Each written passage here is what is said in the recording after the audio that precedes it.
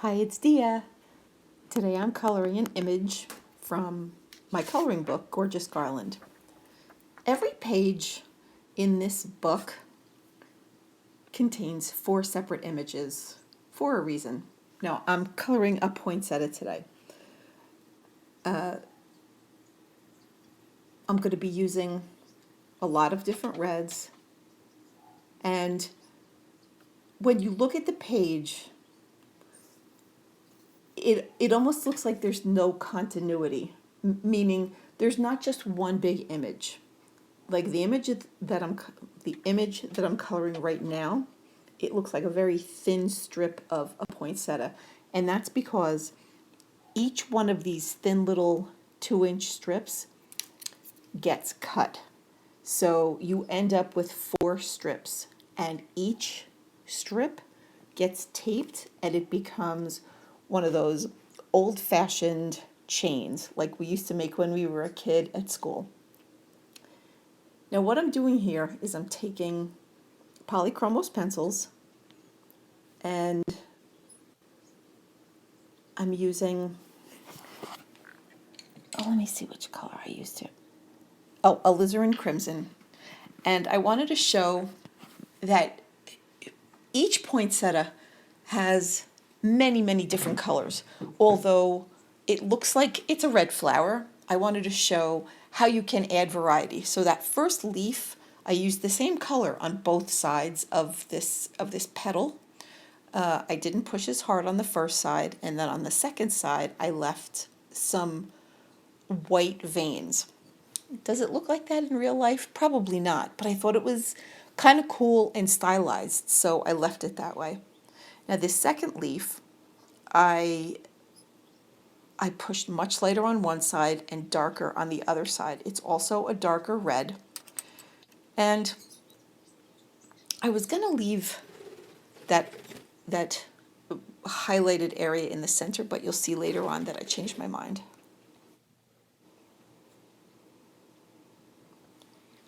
I used a different color red on almost every petal on purpose, because when I look at a flower, like I said before, I can say, oh, that's a red flower, that poinsettia is red.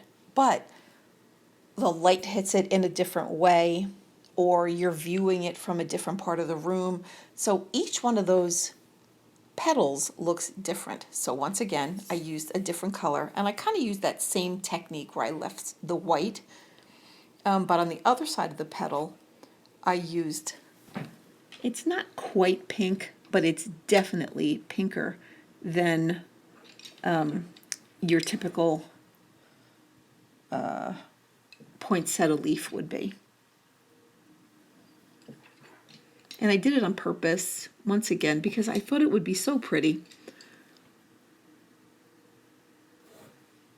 And I think that color is pink carmine. When I drew it, I left a little dent there, so I pushed a little harder, and I made it look like the leaf was bent a bit.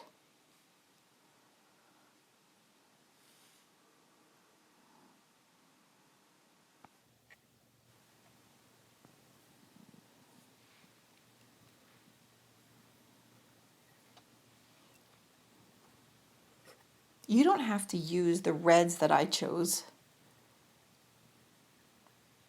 In fact, it would be really neat to experiment with your own choices. I didn't have any preconceived notion in my head of which one was going to be first or second or third. And not that I completely grabbed haphazardly, but I did take all of the reds out of the Polychromos set and used them all. On this petal, I did that white veining technique on both sides, and I also used a darker red and added some darker veins. This one was pretty simple, light on one side, dark on the other. Oop, I added some dark veins. Now the veins on the poinsettia plant are very quite squiggly, but sketchy, and they have a lot of motion to them. On this petal, I left a white rim on the right-hand side. And you can see that I'm not doing a terrific job of coloring here. When you do it, you'll be much neater and go much slower, but as we know, colored pencils can take a very long time. And I want you to be able to watch the whole thing without losing interest. I added some creases in that petal.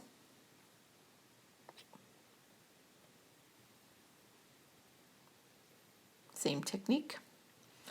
Oh, and the other thing that I did is around the center, you can see that I didn't do any coloring yet. I pushed a little harder and I made the color seem a little bit darker around the center because first of all, I thought there would be shadows, and second of all, the leaves and the stems of the petals and the stems of the petals kind of dip toward the center. So I wanted to give that feeling that they were heading down. So knowing that dark recedes, I thought that was a good choice.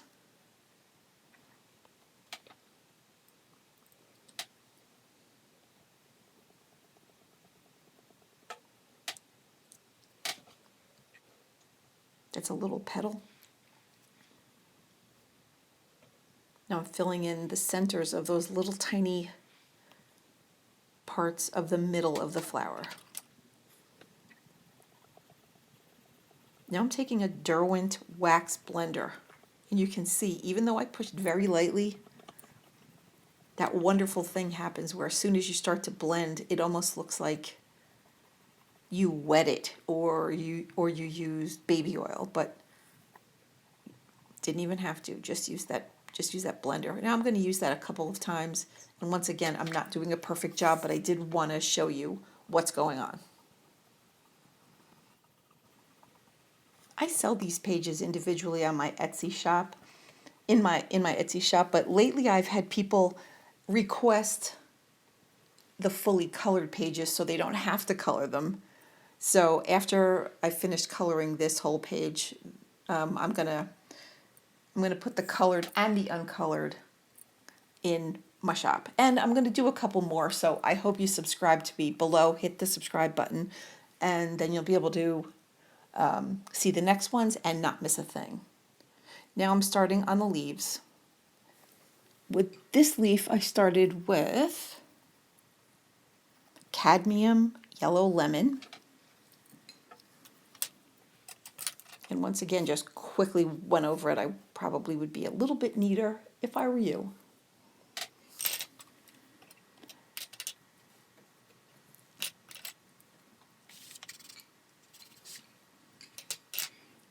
I made that vein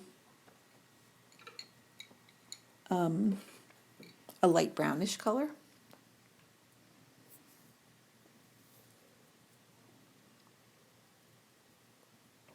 And then I thought I would stylize the leaves, each one of the leaves differently. So for this one, I left the lemony yellow veins showing through, and I put a slightly darker leaf pattern over it. That was dark phthalo green, and also grass green. And I will write all the pencils that I used underneath in the information box, because I know it's hard to keep up at this pace.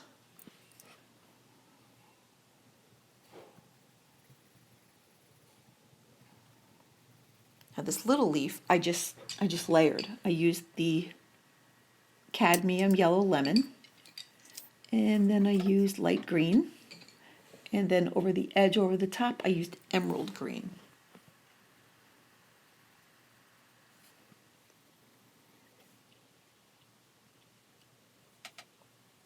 Now for this last leaf, I did emerald green over the whole thing,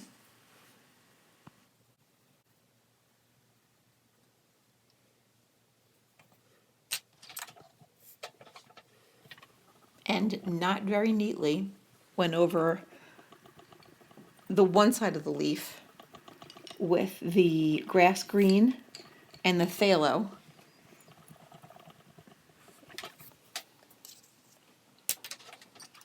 And then quickly, as you can tell, use the blender.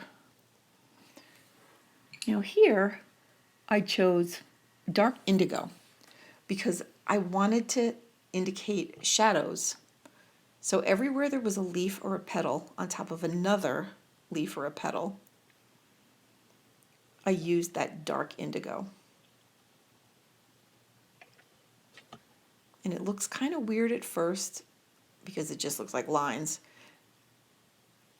And I thought that it would go good over the green and the red, because that dark blue over and mixed with the red kind of causes a purple, which is a perfect shadow color. And then I thought that I would take the cadmium yellow lemon and put it on the entire background.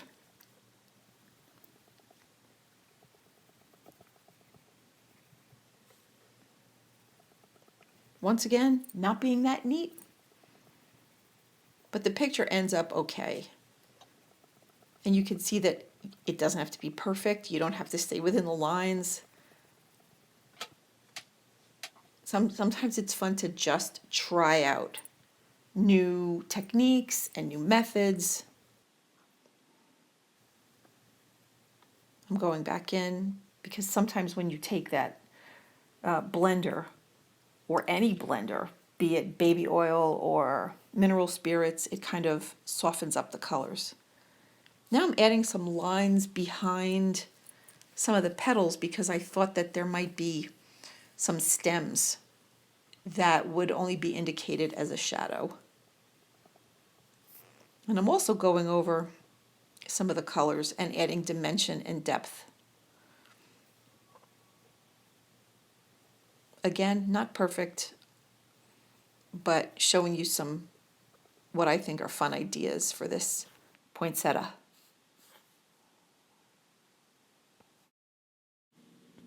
Now I'm doing a little bit of mixing and matching with the reds, because I find with colored pencils, the more layers that you have, the more dimension and depth that you have in whatever you're coloring.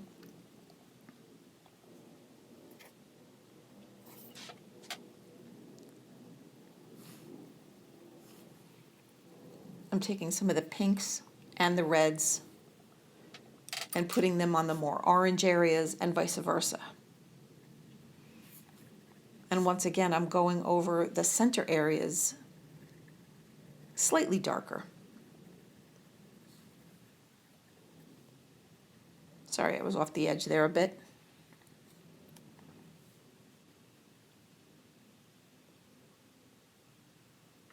I'm trying to neaten up some of those details.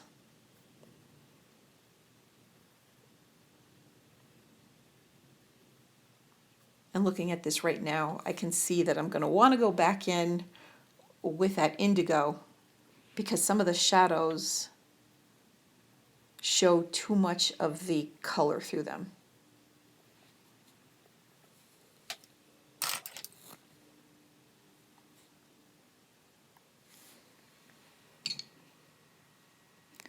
That's more of the phthalo green.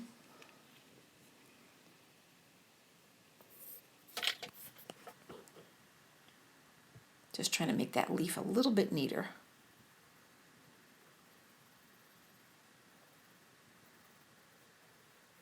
Once again, not super realistic.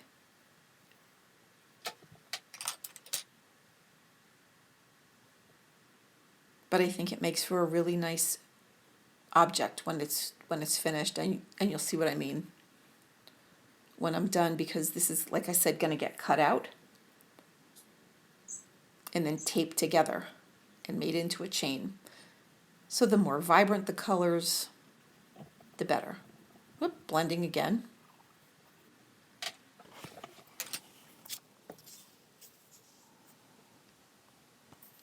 So that's it for the picture. So now I'm going to take a pair of scissors and cut it out. You can see that there's still two more poinsettias there. So after I cut it out, I would take a piece of tape, make a nice circle, and add it to the rest of my lovely chain. So once again, that's it. I'm so glad you're here. Thank you so much. Find me on Facebook. You can find my coloring gallery and join. And I hope you hit the subscribe button, and I'll see you soon. Thank you. Bye.